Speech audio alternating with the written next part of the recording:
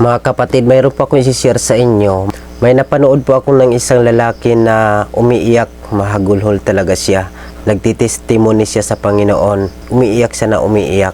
Ang dati palang buhay niya, isa pala siyang lasinggero, basagulero, at lahat ng mga bisyo nasa kanya. At hindi niya kinikilala ang Panginoon. Ngayon dumating yung time na dahil sa mga kalukuhan niyang ginagawa, pinakita ng Diyos kung gaano siya kakapangyarihan sa mundo at sa lahat ng mga tao.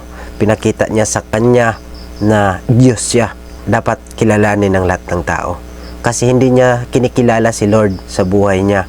Galit siya sa Lord, galit siya sa mga nag-share ng Word of God.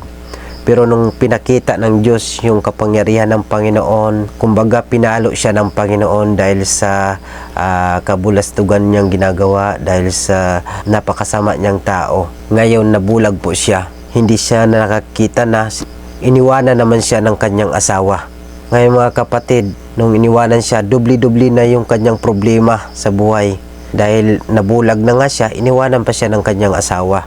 Ngayon kapatid, doon siya nag-decide na maglingkod siya sa Panginoon. Doon siya nag-decide na susunod na siya sa ating Panginoon. Kaya mga kapatid, nakakalungkot po isipin na may minsan naging last option na lang natin si Lord. Sa panahon na okay tayo, sa panahon na sagana tayo, sa panahon na masaya ang buhay natin, hindi po natin nakikilala si Lord. Nire-reject po natin yung salita ng Diyos. Pero sa panahon na hopeless na tayo, na down na tayo, kapag wala na tayong malapitan, saka pa tayo lumalapit sa Panginoon. Saka pa natin nakilala ang Panginoon. Saka pa natin gusto maglingkod sa Panginoon. Sana mga kapatid, hindi sana dumating sa point na ganon, na kung kailan disable na tayo, mayroon na tayong kapansanan, saka pa tayo lalapit sa Panginoon. Sana kapatid, kung isa ka ngayon na makarinig sa salita ng Diyos, sa mga salita na ito, sa mensahe na ito, sana kapatid, magbago na po tayo. Habang kumplito pa tayo, habang wala pang nawawala sa buhay natin, habang okay pa yung buhay natin, ialay po natin ang buo sa Panginoon yung ating buhay.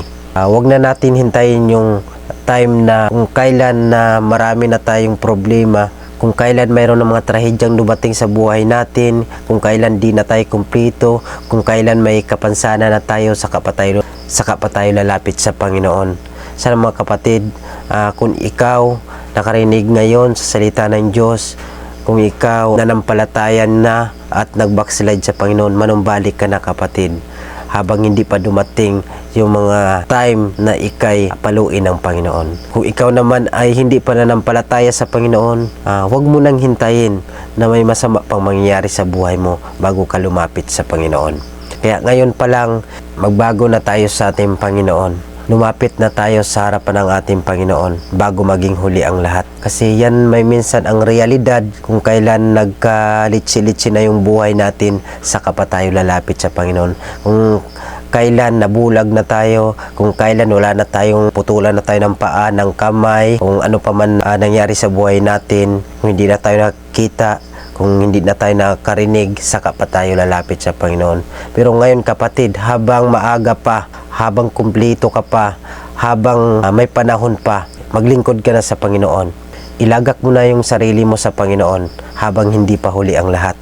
Huwag mo nang hintayin pa na mawalan tayo ng isang bagay sa buhay natin. Huwag mo nang hintayin pa na mayroong mawala sa buhay natin, sa sarili natin, bago tayo maglingkod sa Panginoon.